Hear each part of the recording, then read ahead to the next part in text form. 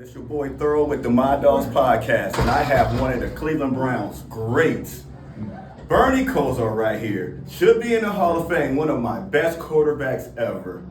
Bernie, I got a question for you. Fire away. Fire away? It's awesome to be here with you today. Okay. Here in our hometown here, Youngstown, Boardman. Yes, Boardman, and I'm from Youngstown, but yeah. So back in your day when we just kept going to the AFC Championship, you were just great. Do you believe that you were a great quarterback? Thank you. When I was playing, you had to really believe in yourself. Uh-huh. And the message I'm trying to give out now to younger kids, and I do the You Matter a lot, not just because of the University of Miami, but because of trying to build self-confidence and self-esteem. And when I was young and playing like that, Yes. I really visualized that confidence, that belief in myself, and trying to believe that you are the best out there was something that really helped me playing those big games. So as you speak of You Matter, can you tell the My Dogs podcast what the You Matter means? It means to you? So look, you matter, and what we're doing here today in terms of doing no harm to people, families, the community, and the planet, and really giving back and stuff. I've been so fixated these days on that self-confidence and self-awareness and building of self-esteem, not just within myself and within my friends, but within the community, especially with younger kids out there. And when we start talking about people and telling them that they matter, that we care about you, it's the first start to giving them the self-confidence and hope and belief that people care about them. Okay, that's deep. So being you besides the Super Bowl, you've been to the Super Bowl, you got you a ring. But for this year's Cleveland Browns, what expectations do you have? What do you see, and everything like Deshaun Watson's going through with his injuries? How do you feel that he will bounce back from his injuries, and how do you feel that this Cleveland Browns team this year can compete with the tough AFC North?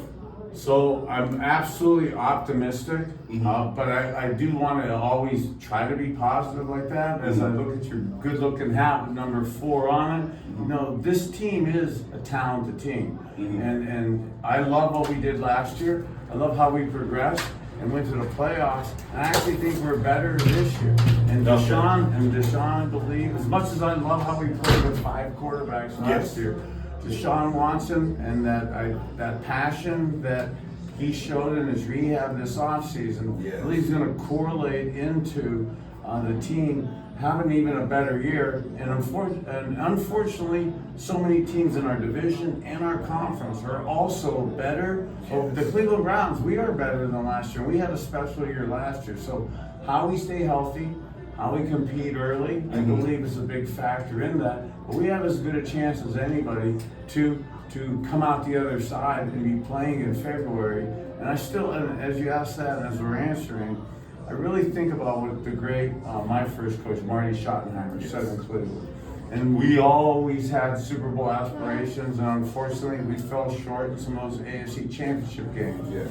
We said the first things first, trying to win your division. And if we could win our division, you know, it'd be the first time since 1989, but you get to solidify that first round bye and a playoff, and our division super loaded this year. So Cincy with Joe Burrow, Lamar Jackson, and the Ravens, not much needs to be said. Fortunately, we got a little starter with them losing against Kansas City and starting out 0-1. Yes, we love it. And unfortunately, I love Mike Tomlin and what he does, and he's never had a losing year. So I think some people have discounted the Steelers, and I think what Russell Wilson and Justin Fields are going to bring to that Arthur Smith offense could make them more challenging than people think. What I always talk about on my podcast, and everybody knows, the left tackle is very important to the quarterback. How do you feel about Deshaun Watson and his injury and going into the season with basically a second or third string left tackle? So I think going in with the offensive line issues, and the Cowboys also have some of those same concerns too. They have a rookie tackle blocking Myles Garrett.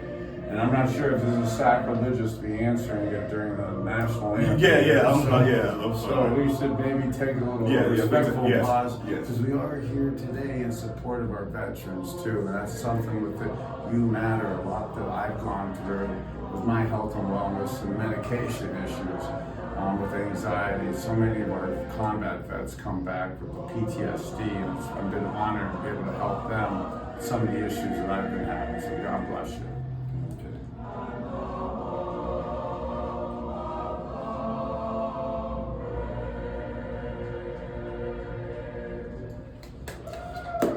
Okay, now you just touched on something that I deal with a lot, anxiety. How do you cope with anxiety, and what do you do to help me? Like coming down here, I was having anxiety. So, how do you cope with anxiety?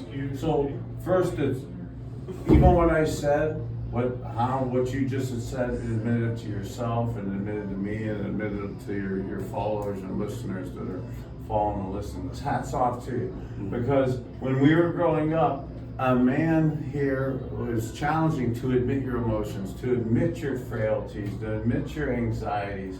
I love my family. I love the roots. So here we are, right where I grew up, the foundation, really what I stand for.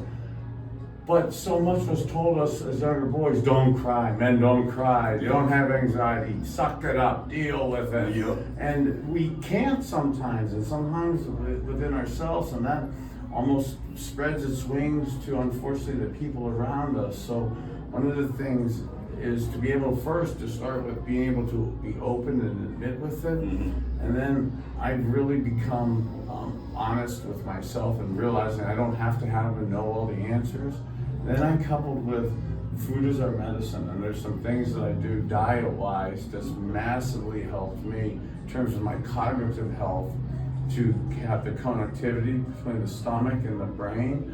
And some of the things that I've been able to do simplistically with food as your medicine is massively dissipated the anxiety within me. And with some of the diagnoses that I've had in terms of the early stage Parkinson's, pre-dementia, being on a liver transplant list, some of the same things that I use to deal with the anxieties, and that is the same things that are flushing and detoxing right now my liver and my insides and modulating the inflammation with me. So yeah, check me out on some of the stuff with the raw coffee powder that I'm doing with it. But some of those natural supplements with juicing that I've been doing has massively saved me. So yeah, check me out at Kosar19.com. Kosar19.com. And I'm not just saying that for a promotional thing. It's genuinely, I come out to do things like this, and people say, "Oh, you look good, you sound good," especially considering the way I used to talk 5 to 10 years ago. We're on a Saturday morning, you wouldn't be here, or I wouldn't be here, and you wouldn't understand what I've been saying. So I don't say it to brag and say, "Hey, look at me." And I'm not saying the Kosar19.com as a marketing tool. It's just so many of us don't have hope. And then even if we admit it, we don't exactly know where to turn and know what to really take. So this is kind of something that's simplistic that you can start implementing right into your life. Because I just tried the mushroom coffee. So is it something like the mushroom coffee, or is it? So in the roasted coffee world and in the cooked food world, it ends up being we roast out a lot of the nutrients, and that's still good for you. But I'm figured out a way to sterilize the bean raw. So this is a nutraceutical that is in the raw form that I put it in with pea protein. Okay, and the last one I'm gonna get you out of here on is what you would have loved to play in the Dome. So I think sometimes now I say yes when I play, but I love the outside elements as much as I would. You say you're nervous about the rain, the snow, the wind. I believe that because I practiced in it and grew up in it, that I could do that anytime. So even though my stats weren't as good, as maybe everybody else in the league, they tended to be better than the guy I was playing with that Sunday. Yes. So, because people aren't used to coming into playing on in the old days, that was a landfill of mud spray painted green with all the wind there. And that really slowed down the real athletes. Oh, so it I did? mean, so it kind of brought the pack back to me. So being able to just use the Jimmy Johnson line, somehow, some way, figure out a way to win. And when you knew that it was going to be so almost impossible, physically impossible to throw. Like heck, we're inside here today. If we stood outside to 25-mile-an-hour winds, Yeah. one, you wouldn't have the audio, and two, that's not conducive to good throwing. So I kind of started figuring that out. So I enjoyed that home field advantage it gave me. Okay. But would you love to play, and would you want to play in the Dome? How do you feel about the Browns leaving downtown and going to Brook Park? So I'm conflicted.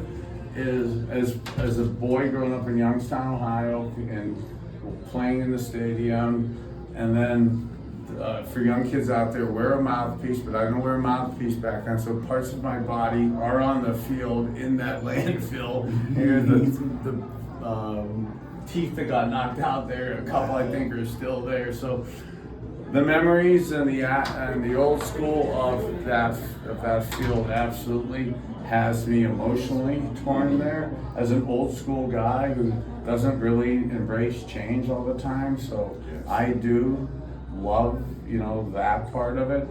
But then being a older guy, the realism of what that may mean for our state, having Super Bowls, having world-class events, having world-class concerts, it could be the epicenter of a new statewide development. So, I really have both sides of it conflicted. Okay, and can you tell the My Dogs podcast, where can they find you? Where can the You Matter, the BernieKosar19.com, where can they get your coffee? Everything is on BernieKosar19.com? Yeah, BernieKosar19.com, and then I think the Kosar coffee's at Giant Eagle. Okay, this is your boy Thorough, and it's the My Dogs podcast, and we're out.